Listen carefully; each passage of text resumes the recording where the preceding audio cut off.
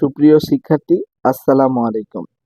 Unique learn coaching এর পক্ষ থেকে আপনাদের সকলকে জানাচ্ছি আমি আন্তরিক শুভেচ্ছা ও অভিনন্দন। এতদিন আমরা আইসিটিতে ডেসিমেল থেকে বাইনারিতে সবসময় খাতা কলমে কিভাবে বের করতে হয় এটা শিখে আসছি। আজকে আমরা ডেসিমাল থেকে বাইনারিতে কিভাবে ক্যালকুলেটরের মাধ্যমে আমরা বের করতে পারি এটা আজকে দেখব। তো দেখেন, আমরা এখানে একটা সংখ্যা লিখে রাখছি ৭১-১০, অর্থাৎ ডেসিমেল একটা সংখ্যা।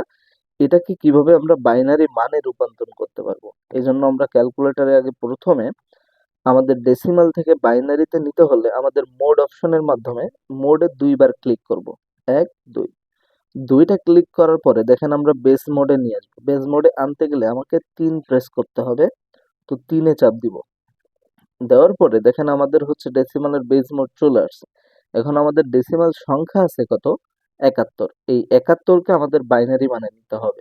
তো ৭১ আমরা দিলাম। এরপরে হচ্ছে সমানে ক্লিক করব।